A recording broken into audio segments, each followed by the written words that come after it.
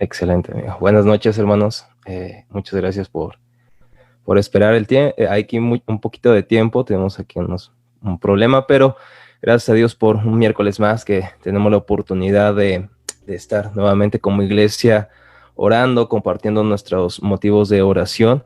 Agradecemos al Señor este tiempo que han apartado, de verdad. Es muy importante, como siempre nuestro pastor nos lo menciona en cada miércoles, es tan importante esta reunión de oración que no podemos prescindir. Así que antes de comenzar con nuestras peticiones de oración, me gustaría que me acompañaran a un texto de nuestra lectura bíblica que se encuentra en Isaías 64. Vamos a leer a partir del versículo 1. Isaías 64, a partir del versículo 1. Dice la palabra de Dios lo siguiente: ojalá rasgara los cielos y descendieras, las montañas temblaran ante ti, como cuando el fuego enciende la leña y hace que hierva el agua.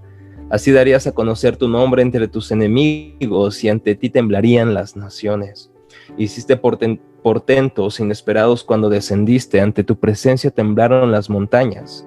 Fuera de ti, desde los tiempos antiguos, nadie ha escuchado ni percibido, ni ojo alguno ha visto a un Dios que, como tú, actúe en favor de quienes en él confían.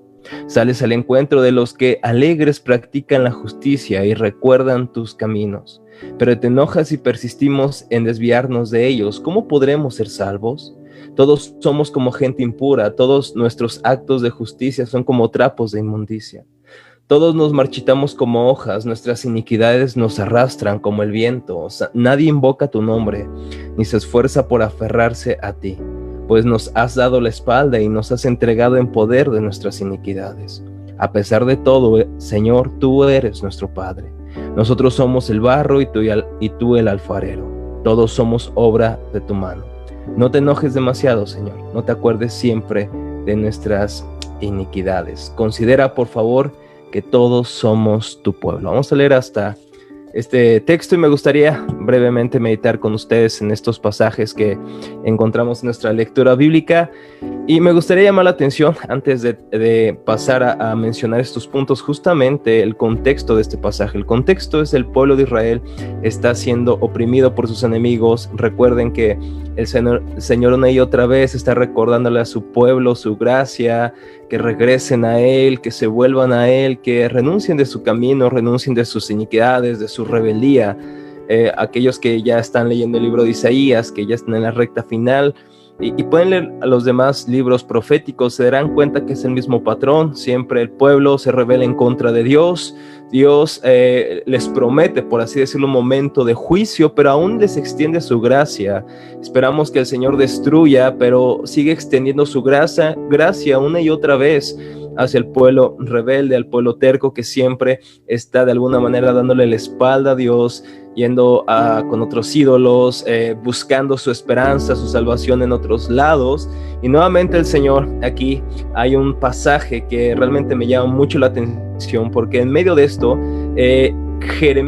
Isaías clama al Señor. Isaías clama al Señor y le pide que visite a su pueblo, le pide misericordia, le pide que nuevamente renueve su gracia para con ellos, porque se reconocen como pecadores. Y en medio del dolor, en medio de la desolación, en medio de la angustia, Isaías clama.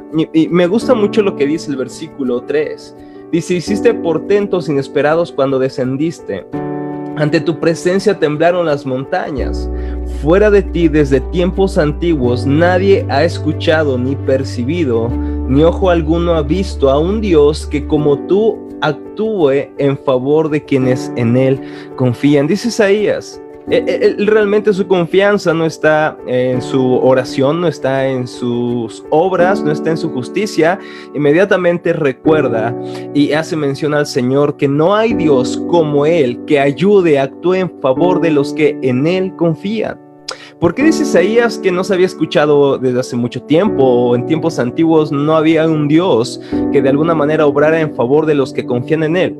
Porque tenemos que comprender que las religiones, todas las religiones, a excepción del cristianismo, es de alguna manera lo que yo hago delante de esa deidad, de ese Dios, y entonces yo espero de alguna manera que ese Dios actúe en mi favor por lo que yo he hecho. llámese sacrificios, rituales, ayunos, diferentes formas de ritualismo, de alguna manera se piden en las religiones para que tú seas salvo, para que esa deidad a la que ofreces tu vida, a la que ofreces tus ritos, tus sacrificios, de alguna manera te pueda ser propicia en base a lo que tú hiciste. Sin embargo, Isaías dice, no hay Dios como tú. No se ha escuchado en tiempos antiguos, en otros tiempos no se ha oído de semejante Dios que actúe en favor de los que en Él confían, de los que en Él ponen su esperanza, de los que en Él depositan su fe.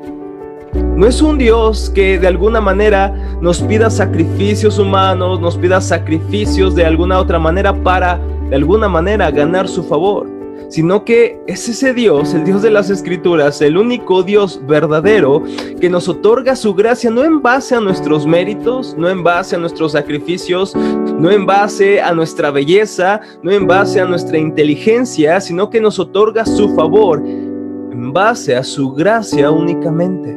Por eso Isaías dice, ¿quién es como tú, Señor? No se ha escuchado en otros tiempos que alguien actúe como tú, que de alguna manera actúe en favor de esas personas que ponen en ti tu confianza. El lunes en nuestra clase del libro de Efesios, justamente hablábamos de esto. ¿Cuál es la diferencia del cristianismo o de cualquier otra religión? Y la conclusión que llegábamos en la clase con Rodrigo era justamente el tema del perdón por gracia únicamente.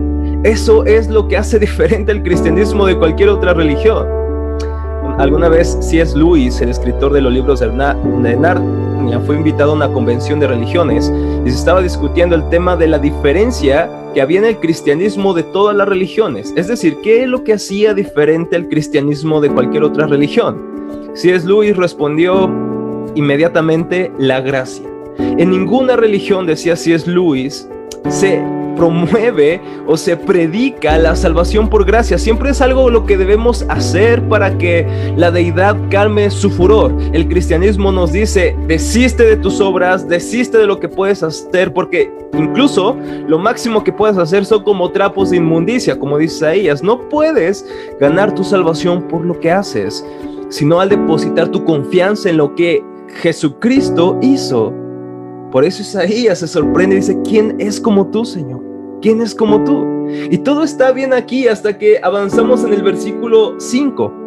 Isaías 64:5. Sales al encuentro de los que alegres practican la justicia y recuerdan tus caminos, pero te enojas si persistimos en desviarnos de ellos. ¿Cómo podremos ser salvos?, pregunta Isaías. ¿Cómo podremos ser salvos?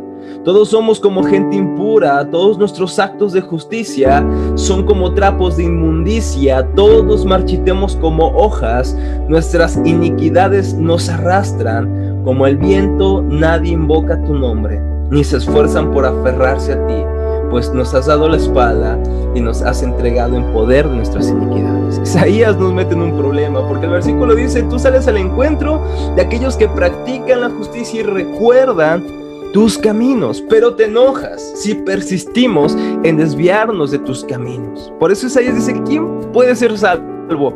¿Quién puede salvarse? Porque a la luz de esto, Isaías se da cuenta, el profeta, que no somos muy justos y que incluso nuestras mejores obras, nuestras justicias, son como trapos de inmundicia. Es lo que eran las toallas femeninas en este tiempo. Dice Isaías, aún nuestras justicias son como estos trapos inmundos. Aún nuestras mejores obras no pueden ser de alguna manera puestas delante de ti, ser ofrecidas como algo agradable, porque aún eso está manchado de pecado. Fíjense lo que dice Martín Lutero comentando este pasaje. Dice, en las buenas obras también puede haber pecado, tal como lo podemos ver en este pasaje. Este único pasaje ya debería tapar la boca y la garganta de todos los que dicen lo contrario, ya que es clarísimo. Todos nosotros somos inmundos, y no solo nuestras injusticias son inmundas delante de Dios, sino que también nuestras justicias. Las palabras del profeta son claras. Se refiere a sí mismo y a todo el pueblo creyente que eran justos no por la justicia de la ley, sino por la justicia de la gracia. Pues la justicia de la ley no se confiesa a Dios en humildad ni se acusa a sí misma en principio. Antes bien se disculpa y se justifica presuntuosamente. Por eso, solo la gracia justificante lleva a la persona a decir y a confesar que es impura e injusta. Claramente, mis hermanos, como dice este texto y como dice Martín Lutero, aún estas mejores justicias, aún las cosas más prodigiosas que pueda hacer el hombre, están manchadas con pecado. Y aquí tenemos un problema. ¿Cómo podemos ser salvos? ¿Cómo podemos acercarnos delante de un Dios así? ¿Cómo podemos acercarnos de un Dios que textos o capítulos atrás, Isaías capítulo 6, el profeta mismo se encuentra con Dios y las palabras que salen de su boca no son estoy digno de estar aquí, sino ay de mí, que yo soy un hombre muerto? Tenemos un problema, porque tenemos un Dios glorioso, tenemos a un Dios santo, trascendente y mucho más grande de lo que podemos imaginar. Dice Isaías, si nos desviamos de tus caminos, tú nos castigas, tú nos aplicas tu justicia. ¿Cómo podremos ser salvos? Y da un cambio la idea de Isaías en el versículo 8. A pesar de todo, Señor, tú eres nuestro Padre. Nosotros somos el barro y tú el alfarero. Todos somos obra de tu mano. No te enojes demasiado, Señor. No te acuerdes siempre de nuestras iniquidades. Considera, por favor, que todos somos tu pueblo. ¿Cómo Isaías se atreve a orar esto? Por favor, no nos castigues tanto. No te enojes demasiado. No te acuerdes nuestras iniquidades, como si Dios de alguna manera pudiera pasar por alto los pecados. Y la respuesta a la pregunta de Isaías, ¿cómo podremos ser salvos? A la súplica de, por favor, olvida nuestros pecados. Solamente esto puede ser posible a través de Cristo. Solamente Dios puede perdonarnos. Solamente Dios puede retirar su ira de nosotros. Solamente Dios puede olvidarse en un sentido de nuestros pecados cuando alguien ha pagado estos pecados, porque Dios es justo y no puede negarse a sí mismo. Solamente es en Cristo que nosotros podemos llamar a Dios Padre.